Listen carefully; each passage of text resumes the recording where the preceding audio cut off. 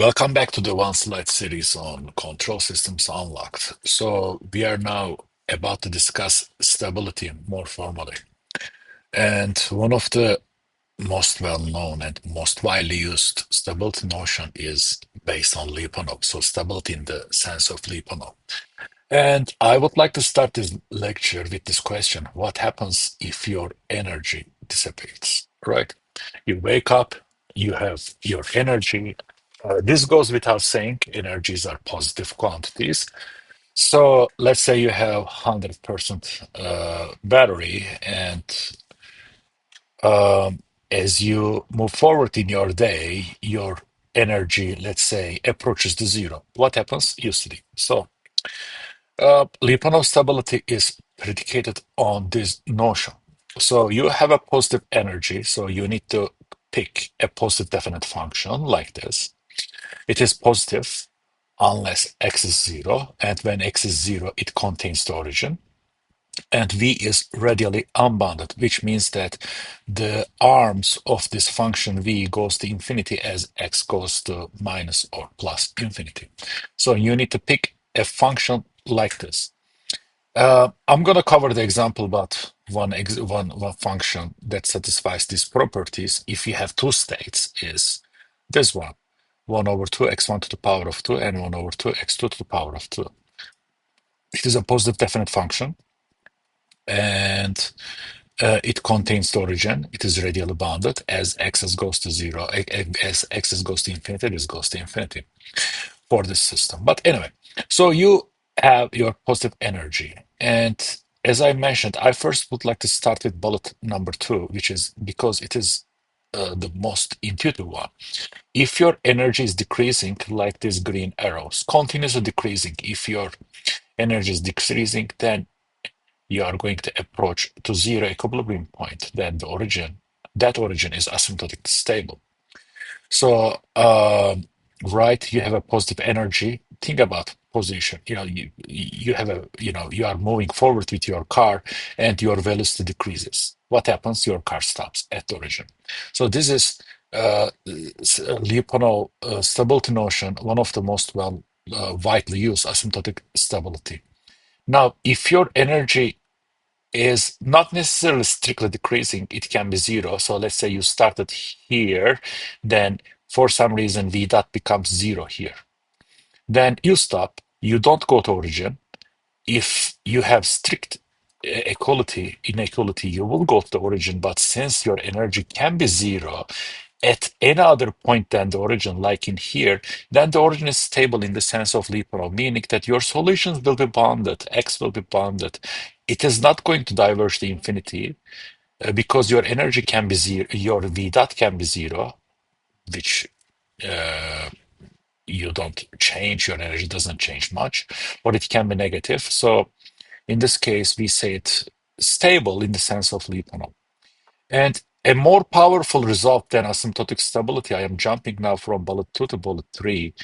If you can upper bound this energy change v dot by the v function that you pick with some positive constant alpha. By the way, in those lectures, whenever I put a constant like this, they are generally positive unless otherwise noted. So this is a positive constant. In this case, we say the origin is exponentially stable because, like the asymptotic stability case, x will go to zero, x will go to zero and exponentially stable, but you can characterize the convergence. So, as this is a linear differential inequality where its solution satisfies this property by the comparison principle. You can read about it. Which is not very important for the sake of this lecture, but whenever you have an inequality like this, it satisfies this one. So your energy function is starting from an initial energy. It will go to zero as this exponential term will decay to zero. And in this case, you can approximate. Yeah, you can approximate because it is basically more precisely you have this, but in practice you can use this. So depending on alpha, you can say 4 divided by alpha seconds, if alpha is 1, 4 seconds, uh, you are going to dissipate your energy. So you can characterize in 4 over alpha seconds, you will go to 0. So basically, this is a more powerful result because you not only have the convergence, x goes to 0, but you can characterize the settling time in this case. And if these results hold for any initial condition, then they are global. If they hold, for example, for some initial conditions around this region, and you are analyzing what happens around this local region, then the results become local. Throughout this lecture, mostly we're gonna focus on global results unless otherwise noted. So when I write asymptotically stable or exponentially stable, please understand they are global unless otherwise noted. All right, so let's jump to two examples. In the first example, you have a nonlinear system, so we cannot look at eigenvalues. X1 dot equals to this equation and x2 dot equals to that equation. And I am picking this Lyapunov function. Now you can ask, uh, is picking the correct Lyapunov function that will lead to one of these results, is it an open research problem? It is still an open research problem, but fortunately for quadcopters or any interesting systems of over the last many years, we know their Lyapunov functions so that uh, picking them is not a big issue for most practical systems. So this is just an academic example. I am picking this Lyapunov function that satisfies these three properties. And then I'm taking the time derivative. This 2 will cancel out with 0.5, so you have x1, x1 dot, x2, x2 dot. Now I am going to insert x1 dot and x2 dot. When you insert x1 dot, you are going to have minus x1 to the power of 2, x1, x2. From here, you are going to get x2, x1. These two terms will cancel out, which you arrive minus x1 to the power of 2 and x2 to the power of 4. So, your Lyapunov function contains two states, and at the end you have negative values of these to the power of 2, to the power of 4. These are good numbers to the power of 6 because you can guarantee less than or equal to 0. If you have here something like 3, it doesn't work because it can be positive. This can be positive as well. But since we have in this case this, we have asymptotic stability, and uh, it is not, in this case, it is not trivial to get exponential stability. You will see what I mean by this when I do the second example. This is what you get. You can only say it is less than 0, meaning that x1 and x2 are bounded, but also thanks to the asymptotic stability, both x1 and x2 will go to 0. So this is asymptotically stable case. In the example 2, I am changing this guy with that one and using the same Lyapunov function and repeating the same steps.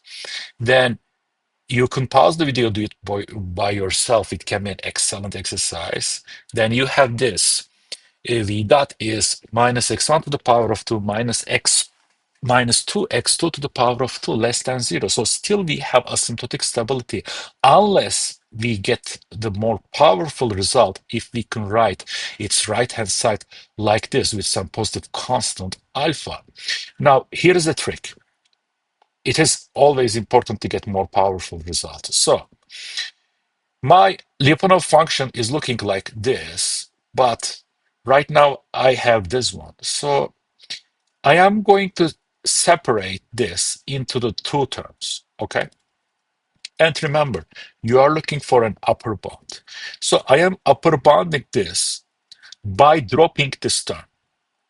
This is a negative term, and we are finding the upper bound. So I can drop this term because this side with this dropped is smaller than this side. Now, once you write this, once you conclude this one, then you can directly see it is 2 multiplied by the Lyapunov function that you choose.